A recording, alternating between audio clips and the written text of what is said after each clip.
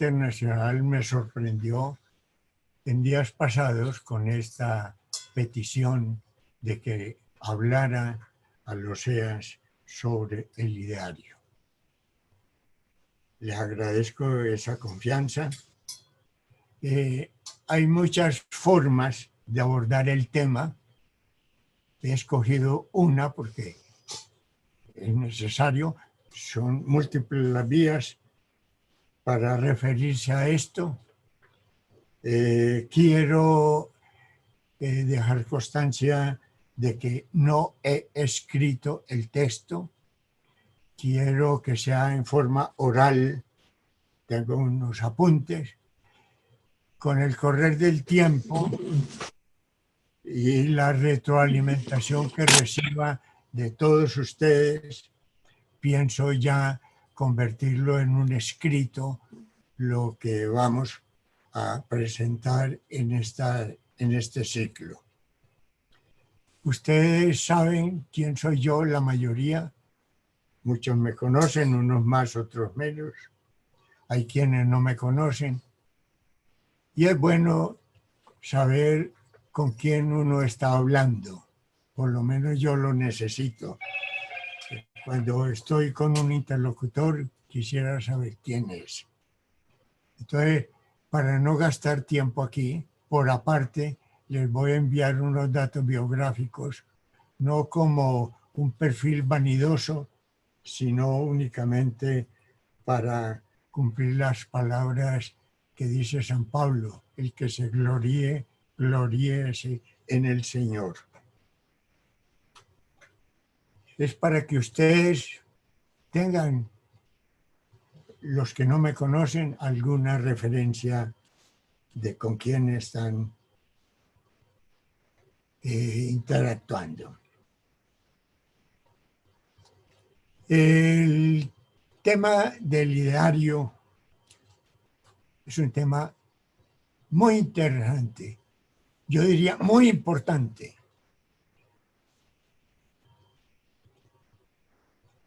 ¿Cuándo empezó esto? Me remonto, obviamente, a 1958, París. Grupo de estudiantes que acudían a reforzar su proceso formativo, especialmente en la Sorbona.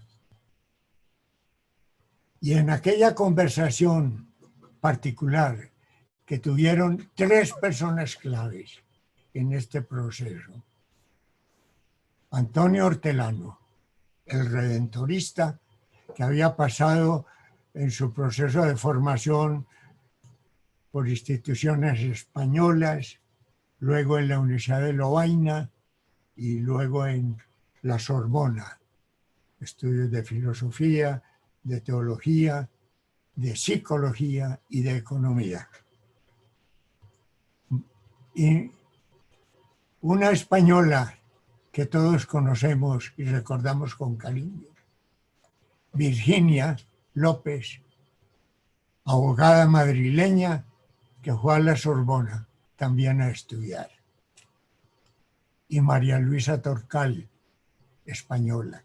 Allá, en la calle de la Facultad de Medicina de la Sorbona, en una cafetería, Antonio Hortelano les dialogó a ellas y con ellas y les pintó un sueño que él tenía. Hasta allí era el pensamiento de Antonio Hortelano, que hacía parte de su intimidad, que las comunicaba. Y ellas, sorprendidas con ese maravilloso panorama, pregunta, ¿saben ustedes en la anécdota? Pregunta, ¿y con quién contáis tú para este proyecto? Y con vosotras dos. Ahí, en ese momento, se produce la concepción de la idea. ¿Por qué? Porque empieza a formarse el nosotros. Antes eran las ideas los sueños de Antonio Hortelano. Ahora empieza un proceso de ir compartiendo, que va progresivamente madurando. Antonio también era capellán de la cárcel de mujeres de París y los invitó a ellas a un retiro, a una convivencia. Y uno de los temas centrales de esa conferencia fueron las postrimerías humanas. Para los jesuitas es muy conocido ese tema, porque hace parte de los ejercicios ignacianos. Paulatinamente va cogiendo cuerpo. Tras la experiencia que tienen en París. Y quiero resaltar eso, las experiencias de ese grupo de jóvenes idealistas, comprometidos socialmente, empiezan a tener influjos de otros. Una experiencia maravillosa que va influyendo enormemente en ese proceso. Y quiero citar, porque va a ser muy importante en el desarrollo de EAS, lo que va sucediendo. La experiencia de París en ese entonces con los sacerdotes obreros. El anuncio Juan 23, allí en París. Un ensayo formidable, muy interesante. Sacerdotes en el trabajo. Pero finalmente esa idea fracasa. Y fracasa en la percepción de este grupo de amigos que también ven esa experiencia, fracasa porque no se retroalimentaron. Porque el epicentro no fue la oración, porque se comprometieron socialmente y unos se retiraron y se aburguesaron y otros fueron a la extrema izquierda, políticamente hablando, y fracasó. Pero es muy importante para los que estaban en ese grupo, fermento de EAS, ver esa experiencia. La necesidad, comprendieron, la necesidad de profundización en la palabra de Dios. La oración y la centralidad de la Eucaristía. Otra experiencia que tuvieron aquellos jóvenes soñadores fue con los hermanos Charles de Foucault.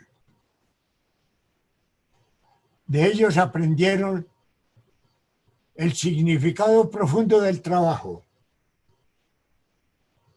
la oración, la sensación de desierto, el valor de la pobreza y el sentido de la austeridad y la importancia del compartir vida y destino.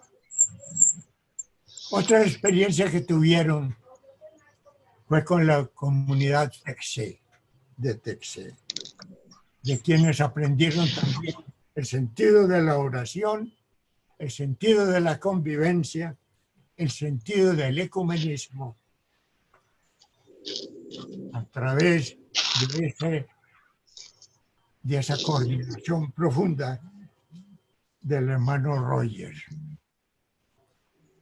Otra experiencia que tuvieron estos jóvenes fue en el Centro Richelieu, Teología Consultable, allá en la Sorbona, en la Plaza 8. Comprendieron la importancia de la formación teológica para el seglar, para los universitarios.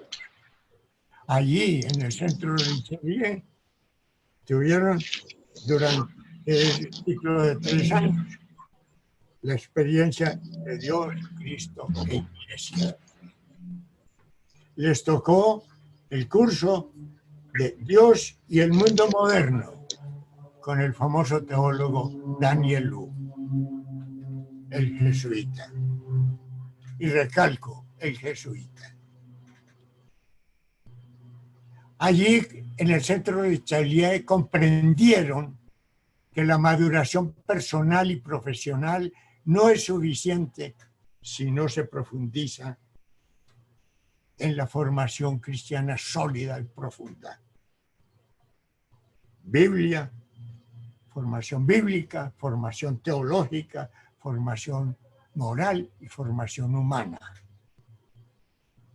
Otro contacto de otra experiencia que tuvieron estos jóvenes fue con arte y tradición. De ellos aprendieron el valor de lo estético en lo religioso, el arte como elemento de comunicación humana,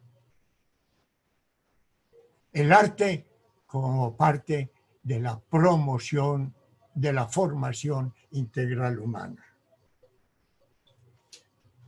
Les tocó ese periodo tan importante en la historia de la Iglesia, del descongelamiento de la teología.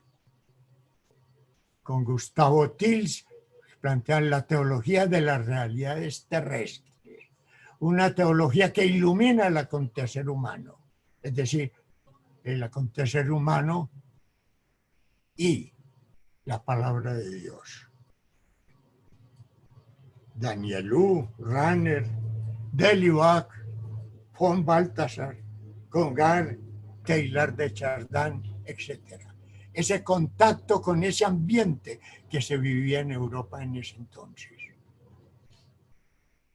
fue fundamental. Esa efervescencia que se tenía en ese momento. Con discernimiento, leyeron, se formaron en la teología. Discernimiento, una palabra clave. Era la época de la nueva teología, de Lance Theologie, Charismatic Theologie, Nouvelle Theologie, etc. Distintas denominaciones, pero era la inquietud que había en el ámbito de la reflexión teológica sobre lo que estaba pasando en el mundo. Y otro contacto importante en esa época, el ambiente de la reflexión filosófica, el movimiento personalista, el existencialismo, etc. Era una efervescencia de ideas. En el existencialismo, con desemboque ateo y con Sartre, el hombre es una náusea para el hombre y su final es el aniquilamiento. O un existencialismo optimista con Gabriel Marcel, de inspiración cristiana, profundo, donde el pensamiento humano se pone a reflexionar sobre su propia realidad. Y con Monnier y todo el movimiento personalista, con Levinas, y recalco un nombre de esta corriente personalista, Martin Buber, el judío, filósofo, genio. Particularmente recalco este nombre porque influyó mucho en Antonio Hortelano a través de la concepción de las interrelaciones humanas, las alienantes y las personalizantes, el yo-tú y el yo-ello. Tiene un fuerte influjo en el pensamiento de Hortelano y a través de Hortelano en la generación de EAS. Este judío, profesor en la Universidad de Jerusalén y en universidades europeas, digo que tuvo mucho influjo porque yo, que fui discípulo en teología y en psicología social de Antonio Hortelano, la psicología social que él enseñaba estaba tomada, bebida de Martin Buber. Y es de enorme profundidad. Menciono esto porque son referentes, son elementos que están en la fuente de la configuración EAS. Es necesario ir a las fuentes, conocer las fuentes. Y recalco un aspecto. Es muy importante el aporte de la comunidad redentorista. Antonio era redentorista. Pero no se cerraba, no creaba un tamiz, lo que no fuera redentorista afuera, no, todo lo contrario. Era integrador de influjos a través del discernimiento. ¿Y en qué época sucedió todo esto? En la posguerra. Europa destruida por la Guerra Mundial Segunda, la tragedia humana profunda que el hombre burgués no fue capaz de atajar, que la concepción individualista de la cultura burguesa yoísta no fue capaz de atajar, como no fue capaz de atajar tampoco la Primera Guerra Mundial, ni la Guerra de Crimea, etc. Era un contexto social en donde se mezclaba la angustia humana y la esperanza, la reconstrucción europea. En ese ambiente, que era también, en otra línea, preconciliar, fue creando el ambiente para el Concilio Vaticano II. Pero EAS empieza antes del Concilio Vaticano II, pero está entroncado con todo ese movimiento que condujo al Papa Juan XXIII a convocar el concilio transformador. Entonces, ¿de qué nos ocupamos ahora? Nos ocupamos del ideario. ¿Del ideario qué? Del ideario EAS. Entonces, ¿qué es eso? Aquel grupo de París, terminados los estudios, unos se fueron y otros quisieron continuar esa amistad comprometida. Recordaban las experiencias de recepción de inmigrantes en la estación de Austerlitz, recordaban todas las experiencias con distintos grupos, con la Boarden en la reconstrucción de las viviendas en Alemania, porque participaron en las vacaciones en la reconstrucción de Berlín, etc. Todo ese compromiso social estaba fecundando su mente y su corazón. Era la época del gran prestigio y del gran esfuerzo de Monseñor Cardin, el belga, con la Juventud Obrera Católica. Los equipos. Esa idea de equipos fue penetrando en este grupo. ¿Qué es un equipo? ¿Qué es un equipo? La palabra equipo tiene su nexo lingüístico con el esquife. El esquife son los pequeños barcos de auxilio que lleva un gran barco para un momento de emergencia. El esquife está concebido en función del salvamento de la nave, de los que van en la nave. Entonces, Monseñor Cardin le puso mucho énfasis a la idea de equipo, como sentido de cooperación entre sus miembros para producir un resultado. Esa idea caló y se fue incorporando al ideal de este grupo de jóvenes. Y finalmente ese esfuerzo cristalizó en una fase el surgimiento de la primera comunidad.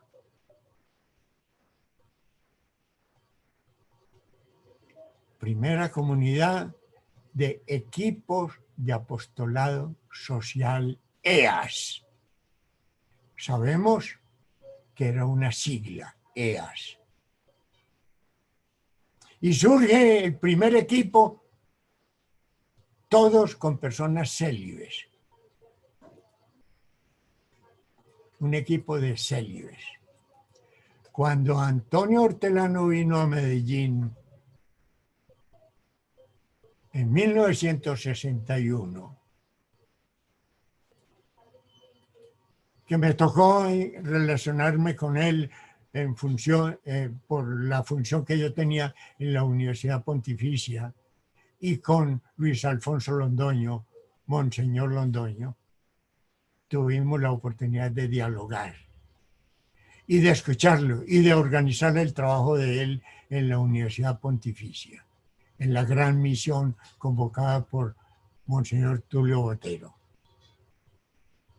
Y allí, con Beatriz,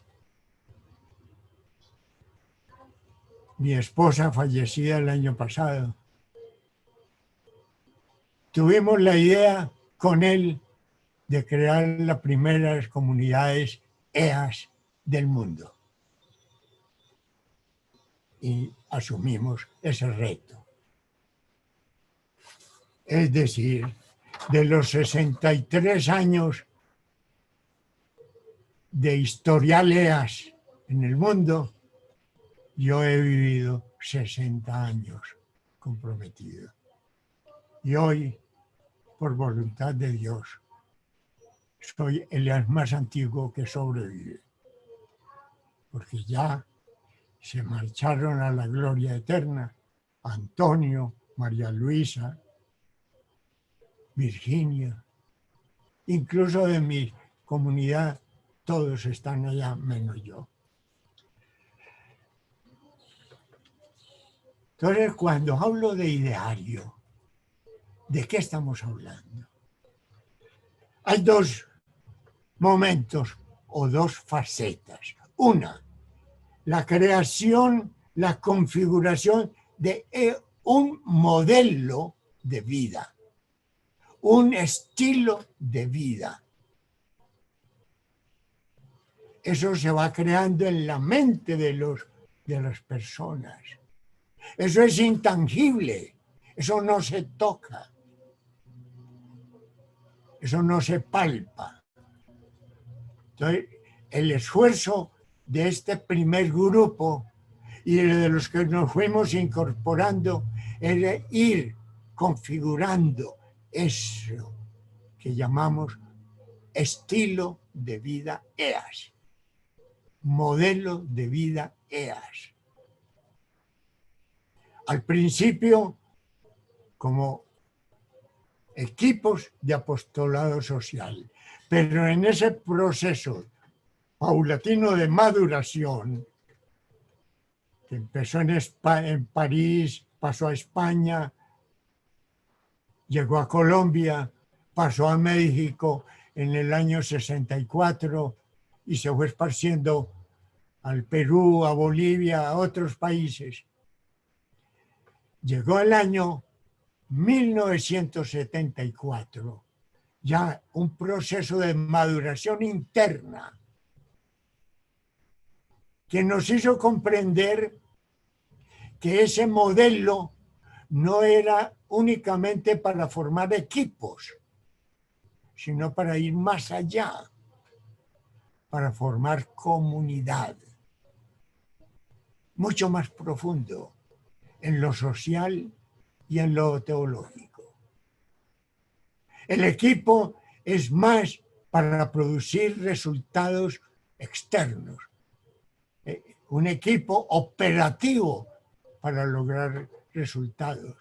No, en 1974, en la primera convivencia internacional EAS, allá en el Estado de México, en Valle de Bravo. En 1974 nos reunimos y adoptamos no como mera denominación formal, sino como realidad aspirada. ¿Qué hace usted acá afuera? ¿Aló? ¿Qué hace usted acá afuera? Usted no tiene permitido salir. Usted no puede salir. Diga. No sé qué pasa.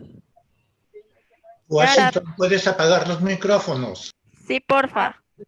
Bueno, entonces, en Valle de Bravo, en la primera convivencia internacional, ya había habido un proceso de maduración Se va. de Antonio y de nosotros. Y se tomaron unas decisiones. Queremos ser comunidades, no meros tipos. Se dio ese paso trascendental. Buenas tardes. ¿Y tú qué haces también acá afuera, por Dios?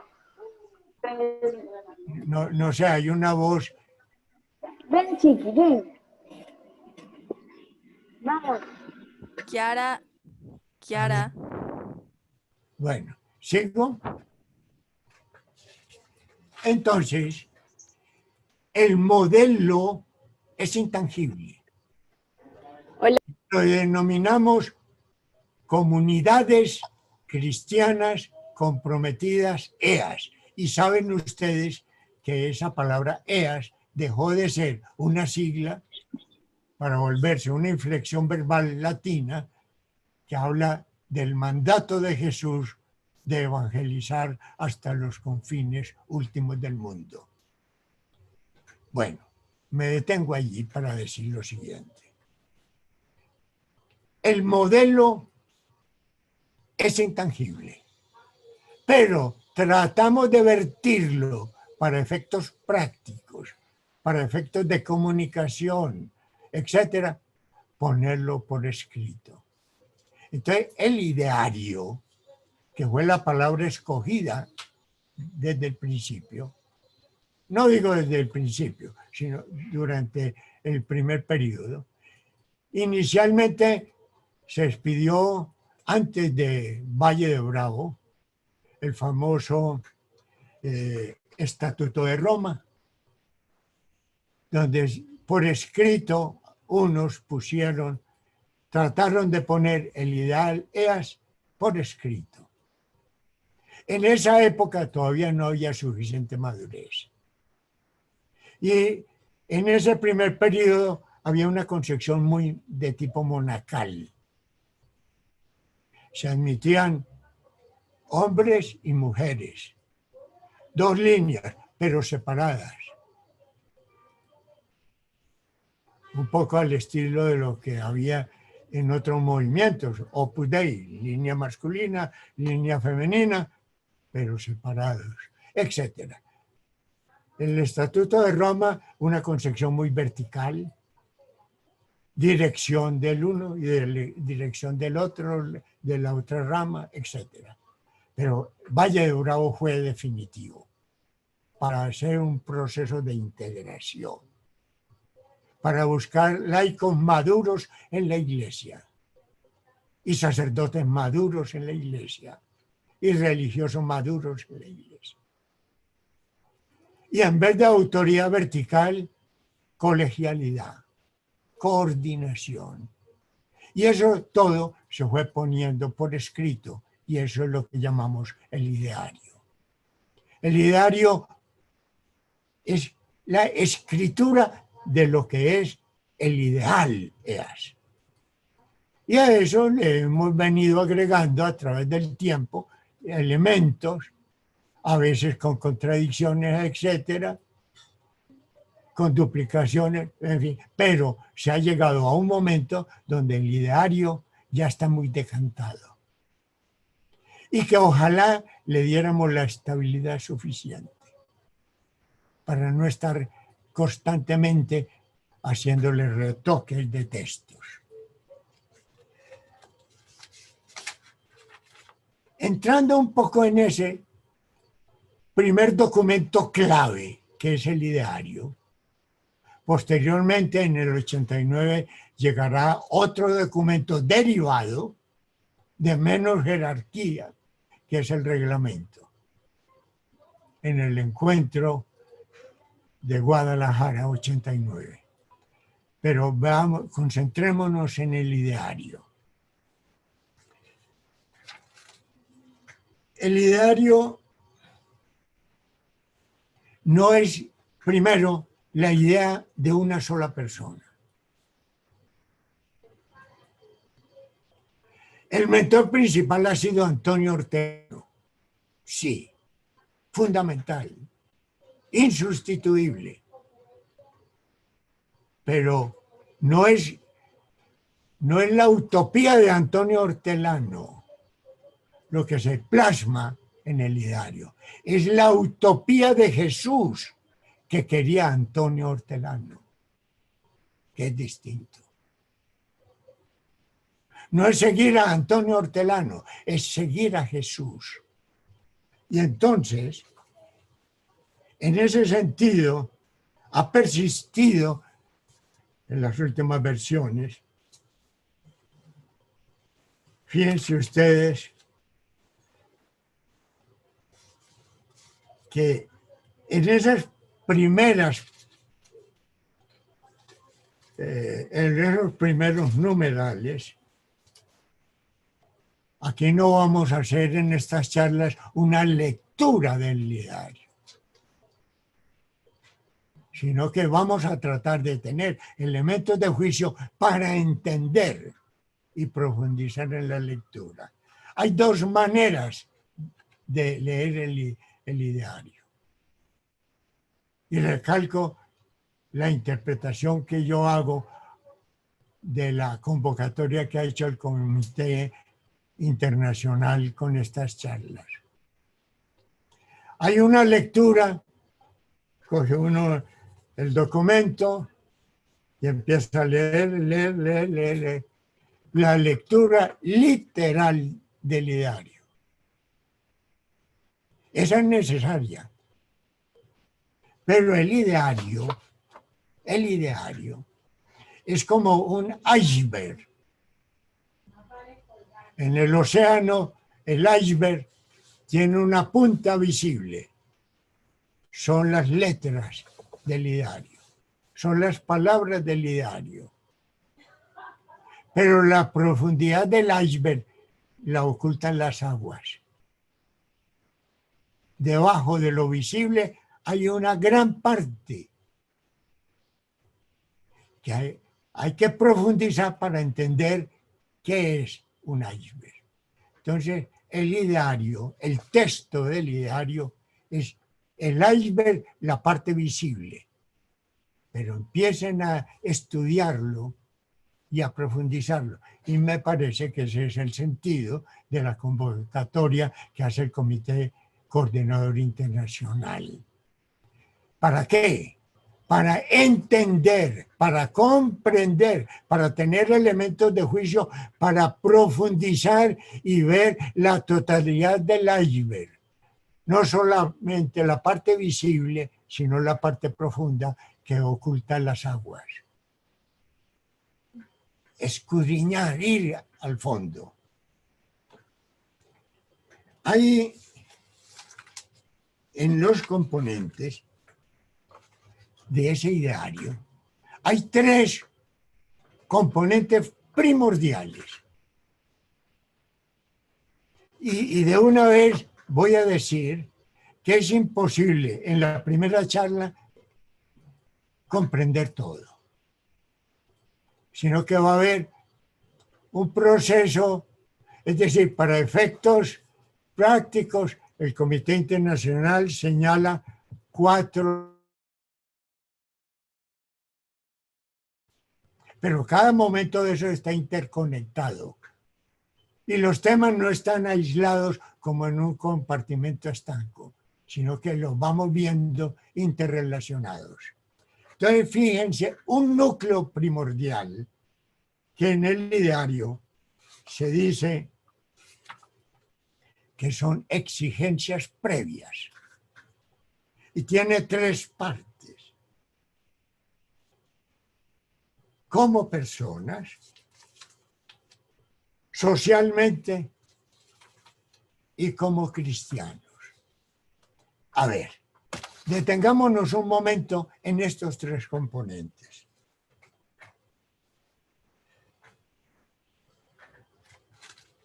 El primer componente es en cuanto a seres humanos. La cosmovisión EAS. ¿Cómo entiende al ser humano? ¿Cómo nos entendemos nosotros? ¿Cuál es la, digamos, nuestra mentalidad acerca de lo que es el ser humano? Hay unas cuantas frases consignadas.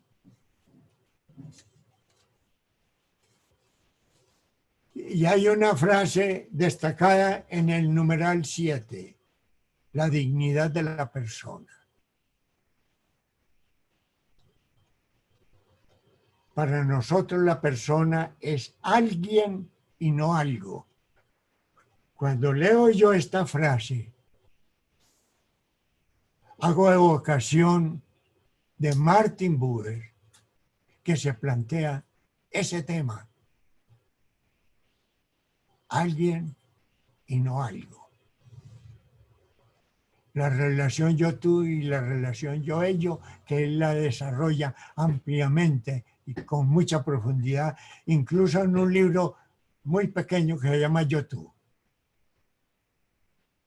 Martin Buber es clave para entender a ellas. Y por eso recomiendo mucho la lectura de las obras de Buber, incluyendo La Utopía. Entonces, ¿qué idea tenemos del ser humano? ¿Por qué hablamos de la dignidad del ser humano? ¿Y por qué es un asunto no negociable?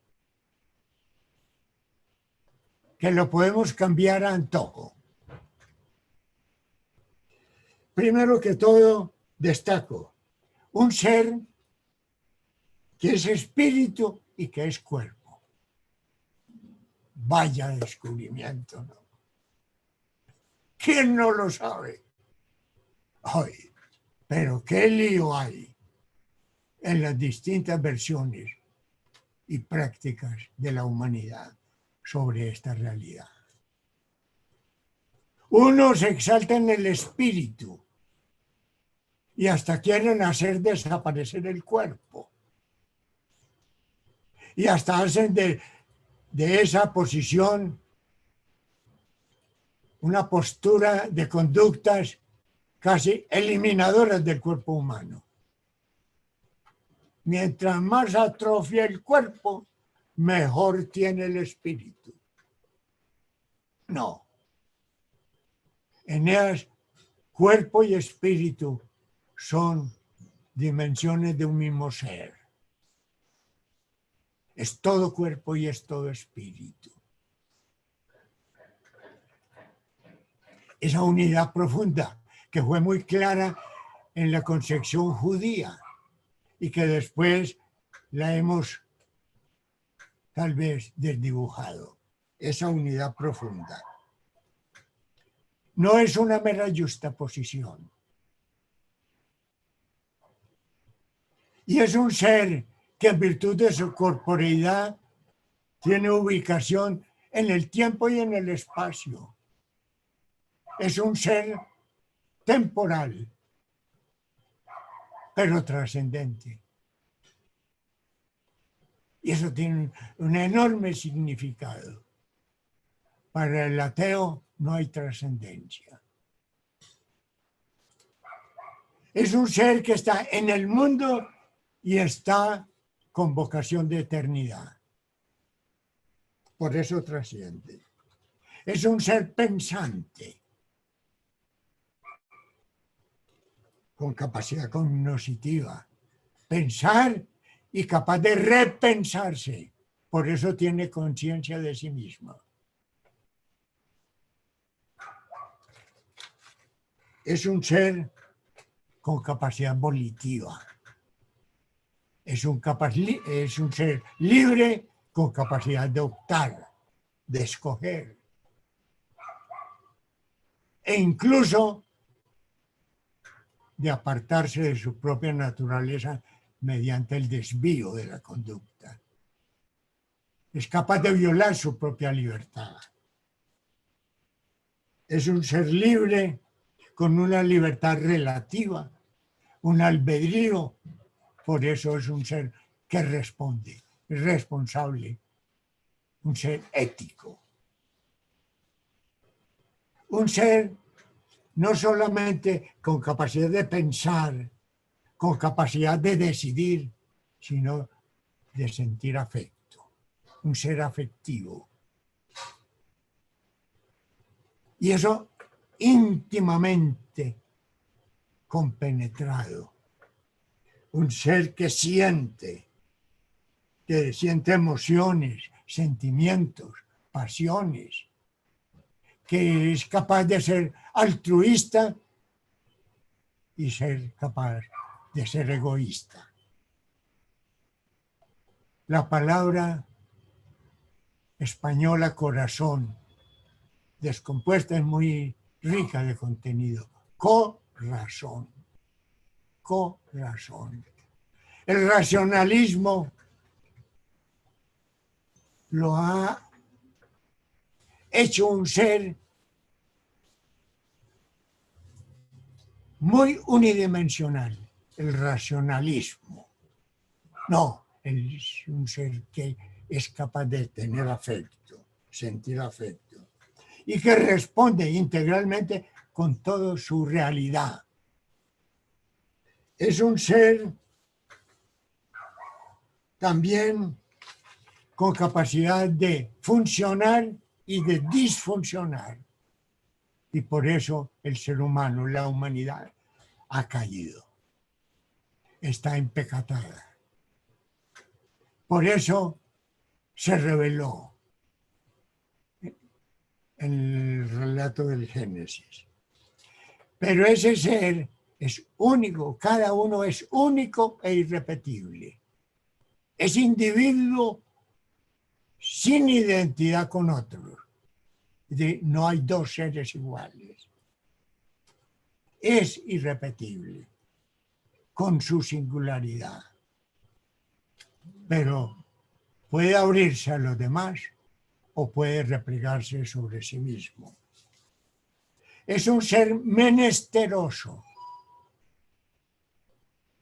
Es un ser necesitado. No es un ser autárquico.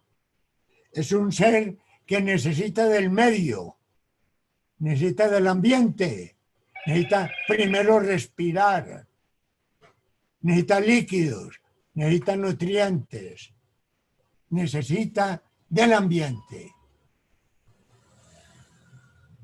Es un ser que necesita regulación térmica. Es un ser que necesita cubrirse de la intemperie.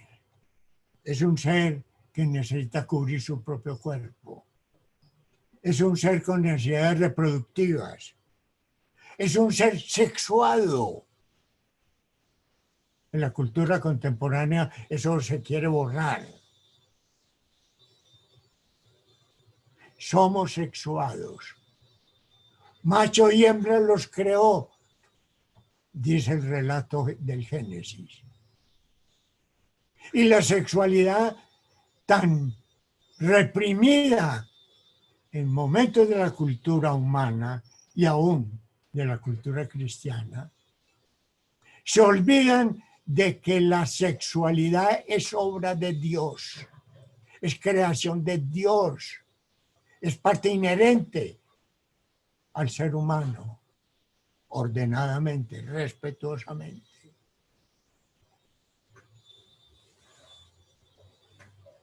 Y no solamente sexuado, tiene necesidades psicológicas y sociales. Necesidad de identidad. ¿Quién soy yo? ¿De dónde vengo? ¿Hacia dónde voy? Y la humanidad misma. Necesidad de pertenencia. Por eso el grupo humano es esencial. Necesidad de salud. El ser humano es enfermable.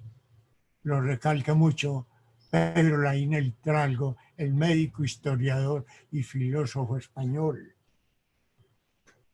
Es un ser con movilidad en el espacio.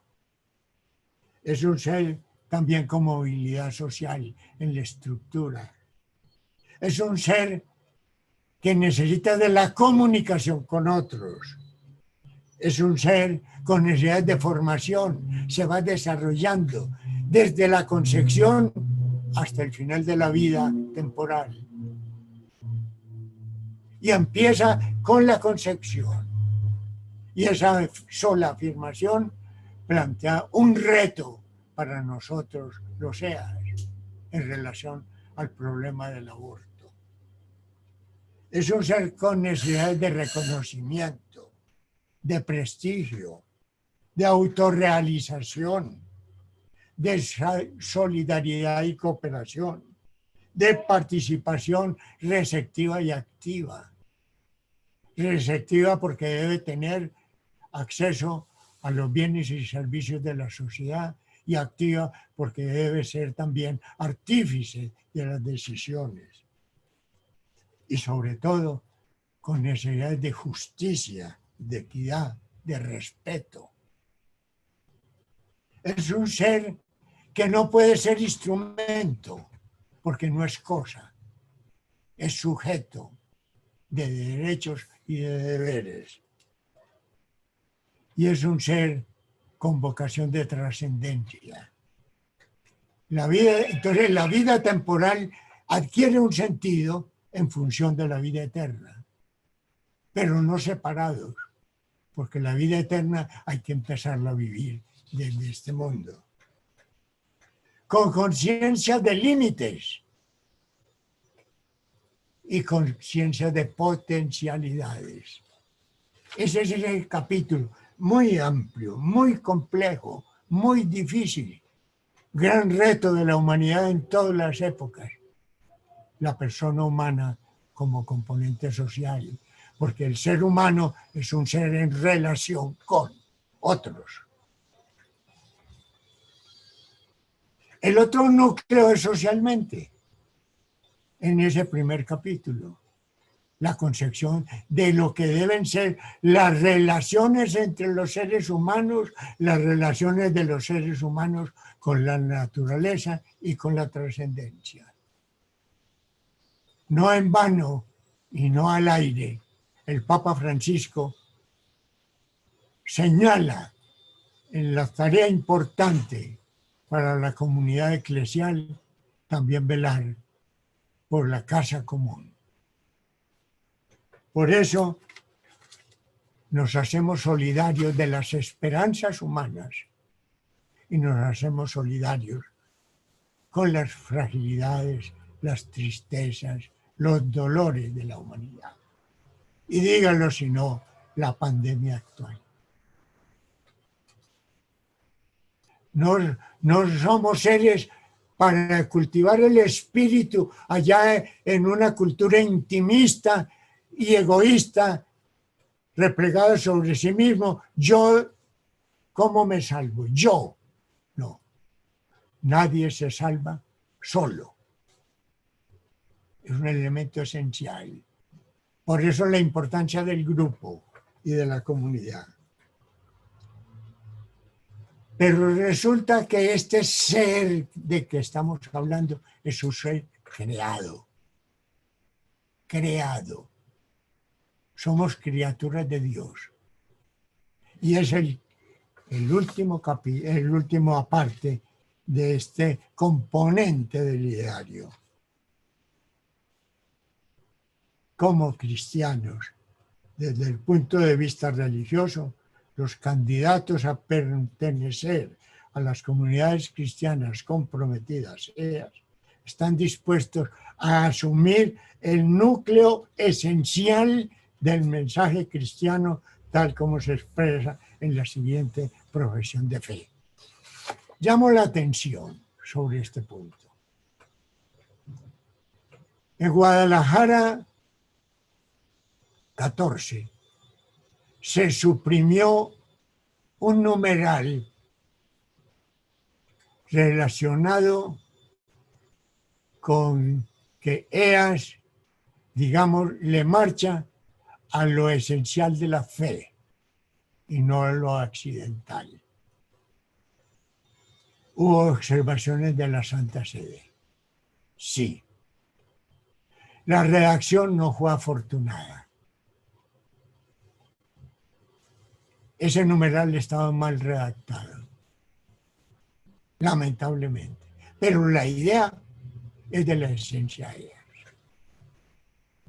Y a pesar de que se suprimió ese numeral para obviar los problemas con la Santa Sede, en donde ellos, al observar a partir de la redacción, tenían razón, en la fe no hay nada accidental. ¿Cuál era el espíritu que se tenía? ¿Y cuál sigue siendo, a mi modo de ver, el espíritu a la luz de lo que acabo de leer? Dice, dispuesto a asumir el núcleo esencial del mensaje cristiano. Esencial. Cuando vino el Papa Francisco a Medellín, yo participé en varios de los actos porque la Conferencia Episcopal Colombiana me acreditó. Y entonces, como aficionado que soy a la fotografía, estuve muy cerca del Papa en varios eventos. Y uno de ellos fue en el aeropuerto Olaya Herrera, en la misa campal. ¿Cuál fue el tema que abordó el Papa allí? Exactamente el pensamiento que nosotros teníamos. Lo fundamental en el seguimiento de Jesús, lo esencial en el seguimiento de Jesús. Eas, y eso lo diré más adelante al hablar de la mística, Eas no es un grupo que colecciona devociones, ni la esencia está en las devociones particulares de esta o aquella práctica. No. Eas le apunta al seguimiento de la persona de Cristo.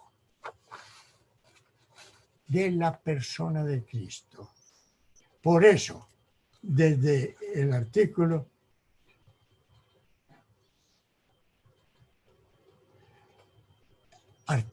primero del ideario, dice, hablando de las comunidades, proponen una nueva manera de vivir comunitariamente la adhesión a la persona de Cristo en la Iglesia Católica. Es la adhesión a la persona de Cristo, lo fundamental, lo esencial. Pues no se pueden descalificar todas las devociones, habrá unas, esta, aquella, pero ese panorama que vemos en la Iglesia, entre algunos de la población humana que la componen. Yo soy partidario de la Virgen del Carmen, esa es la milagrosa, esa es la buena, no es la Virgen tal o cual. Y hasta yo, cuando terminé mis estudios de Derecho y Ciencias Políticas, fui a una población y actué en la judicatura rural. Y ese pueblo, contando una pequeña historia entre paréntesis, estaba dividido a muerte. Había una escultura de la Virgen del Carmen de origen quiteño, antiquísima, y la carcomió el comején, no se podía tocar, se desbarataba. Y el párroco decidió conseguir una imagen nueva. Quitó la antigua, muy deteriorada, y puso la imagen nueva en el altar. Y la población se dividió por años de enfrentamiento entre las familias. Los partidarios de la Virgen vieja y los partidarios de la imagen nueva. y hubo hasta muertos. Eso es ser cristiano. La devoción aislada de la visión integral cristiana produce hasta herejías. Entonces, en este capítulo se recalca el seguimiento de las exigencias fundamentales del seguimiento a Jesús. Un modo de vivir, como dice el Papa Benedicto XVI. Hay muchos, y habla de las parroquias y tal cosa, hay muchos que hacen trabajo mucho, y ni siquiera en el fondo realmente son cristianos. Entonces, una de las cosas primordiales de esta parte es la concepción de quién es Dios. Así como es importante descifrar bien quién es el ser humano, también es importante descifrar quién es Dios. Y lo maravilloso es que Dios nos habla. Y nos habla a través de su creación, del cosmos, del universo, de su obra, de la creación del ser humano. Nos habla a través de su palabra revelada. Él nos cuenta cómo es Él. La palabra de Dios, la Biblia. Nos habla en Jesucristo, a través de Jesucristo. Y nos habla a través de los acontecimientos, los signos de los tiempos. Esta expresión, signos de los tiempos, que es de origen protestante en el siglo XVIII, ha llegado al ámbito cristiano y ya Pío XII, en dos alocuciones, hizo alusión a los signos de los tiempos. Y el Papa Juan XXIII, al convocar el Concilio Vaticano II, habla de los signos de los tiempos. Y en la Pacem in Terris habla de los signos de los tiempos. Y eso es una idea preciosa. Dios habla en el acontecimiento. Y nos muestra Él, con todo ese conjunto, quién es Él. La palabra revelada, Él nos dice quién es. Y nos dice que no es un Dios en solitario. Nos dice que no es un Dios individual. Nos dice que es uno y trino. Tres personas que se aman esencial, infinitamente, eternamente. Es una comunión de amor. Es un Dios comunión de amor. Es un nosotros fuerte, íntimo. Padre, Hijo y Espíritu Santo. En Occidente hemos insistido más en la unidad de Dios y no en la Trinidad. En Oriente han insistido más en la Trinidad que en la unidad. Pero hay que integrar esto. El modelo de vida, nuestro gran referente, es la comunión divina de amor. A Jesucristo no lo podemos desligar de su experiencia divina en la comunidad divina de amor. La experiencia vital comunitaria de Jesús está primero en la comunidad eterna. Es el Verbo, es el Hijo, es la segunda persona de la Trinidad. Y viene al mundo enviado por el Papa, por el Padre. No trae misión propia, lo dice en San Juan, sino la que le confió el Padre. Viene al mundo, ¿y qué hace? ¿Hace la tarea solo? No, convoca. convoca, llama a otros. Entonces, la experiencia comunitaria de Jesús en el mundo es riquísima. Si entendemos la comunidad divina de amor y si entendemos la experiencia comunitaria de Jesús, entendemos por qué EAS tiene importancia en la comunidad eclesial. Si no trabajamos esa línea del Dios comunitario, no es para salir con un pendón o con altavoces a predicar, a mercadear a EAS. Venga, que esto es muy bueno. No es un problema de mercadeo. La promoción, cuando la hacemos como mercadeo, la equivocamos y por eso hay decepciones y hay fracasos. Hay que trabajar a fondo el pensamiento y el corazón unidos para entender la dimensión comunitaria de Dios.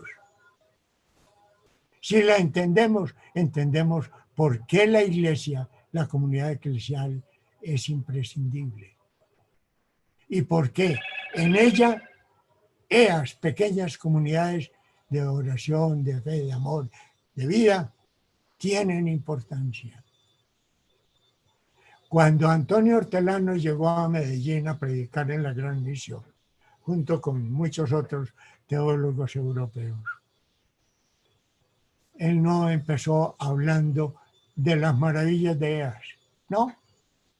Habló de Dios en el mundo. Habló del problema del mundo en su cultura yoísta, individualista, burguesa. Habló de la necesidad profunda de la trascendencia. Habló del papel de Jesús como rescate del ser humano. Y habló de la importancia del Jesús comunitario. Y tan solo posteriormente nos contó el sueño EAS. Pero empezar a hablar del sueño EAS, exaltando únicamente que es un grupo de amigos, etcétera, y disfrazando un poco el mensaje cristiano, etcétera, eso no es leal ni es EAS. Entonces, ese primer núcleo es trascendental y en EAS tenemos que profundizar más el sentido del Dios comunitario. Hay que combinar lo humano con lo divino. ¿Por qué? Fíjense, dos aspectos, con lo cual quiero terminar hoy por razones del límite de tiempo. Dios, creador del mundo. Jesucristo, redentor de la humanidad. ¿Por qué nos creó Dios? Por amor. ¿Cuándo fue la creación? Hay la propensión a pensar que la creación fue un acto remotísimo en el tiempo. Por allá, en época lejana, de lo cual habla el Génesis. Sí, empezó hace miles de millones, mucho tiempo, la creación. Pero la creación no es un hecho antiquísimo, la creación es un hecho permanente. Dios está creando hoy, porque nos está sosteniendo la creación. Es un acto. En el momento en que Dios diga, no, se acaba esto. La creación es un acto continuo. Y es muy importante para entender el papel de EAS en el mundo y en la iglesia. Dios ha creado el universo, ha creado el cosmos, nos ha creado a nosotros. Pero esa creación es inconclusa. Esa creación es incompleta. ¿Cómo así? Sí. Dios la quiere terminar. Dios la quiere concluir, pero no la quiere concluir solo. Nos llama a nosotros para que participemos en concluir la creación.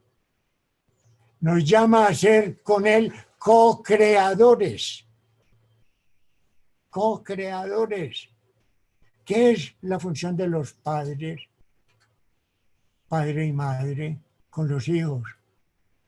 Una participación en la creación. ¿Qué es la creación? Juan Pablo II insistió mucho en que el porvenir de la humanidad se definía en la cultura. Hay que crear cultura. Cultura humanizada, cultura respetuosa, cultura de dignidad humana, civilización del amor, la llamaba Pablo VI. Eso es participar en la obra creadora de Dios. Dios nos llama a ser en el mundo presencia de Dios, activa, no pasiva solamente, activa, a concluir con Él este trabajo. Ese es el plan divino. Y en eso es el compromiso fundamental del ser humano y del sereas. Segundo renglón, la redención. Cristo Redentor, claro, Él justifica el rescate humano frente a la caída y el desvío. Pero, ¿quiere hacer el trabajo él solo? No. Forma un grupo de trabajo. No, de trabajo no, de vida. El círculo de sus seguidores, de sus discípulos, los 72, los 12, los predilectos. Forma un grupo, su pueblo, su nuevo pueblo. Nos llama a nosotros a participar en su misión de rescate humano, de liberación, de promoción. Entonces, hay dos compromisos formidables, retadores, formidables digo, porque ser co-creadores con Dios y partícipes de la misión de Jesús es la gran tarea del ser humano. La gran tarea de ellas es esa. Ese es el gran reto. Esa es la utopía de Jesús, de la cual sacaré pormenores más adelante.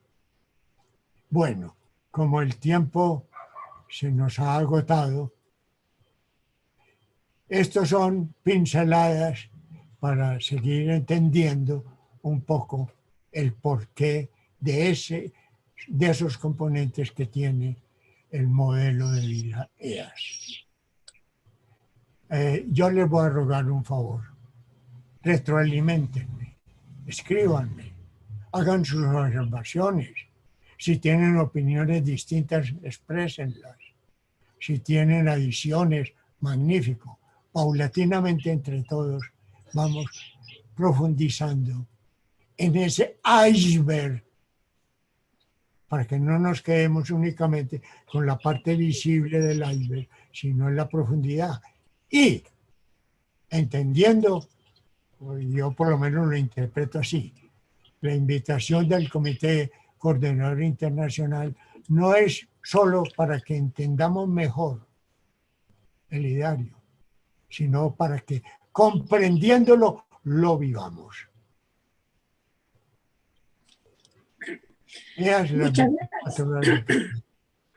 Muchas gracias. Excusen las deficiencias. Muchas gracias, Juan Fernando.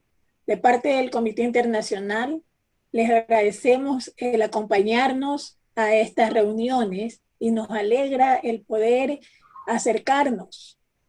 Y también los esperamos en las siguientes reuniones. Los queremos mucho y los pensamos. Muchísimas gracias a todos. Nos alegra, como dijo Mercy, muchísimo el poder compartir este espacio. Agradeciendo infinitamente a Juan Fernando por su disposición permanente. Vamos a continuar estos temas profundizándolas en las próximas reuniones. Sabemos que contamos con él y contamos con la asistencia de todos ustedes. Realmente la intención del Comité Internacional ha sido esa, que con la nueva edición de nuestro ideario podamos profundizar un poco más el conocimiento de lo que somos los CEAS y de lo que debemos vivir, ¿sí? Les agradecemos y luego les daremos detalles de la próxima jornada. Hay una intención de que el horario sea diferente, lo vamos a planificar y les haremos conocer.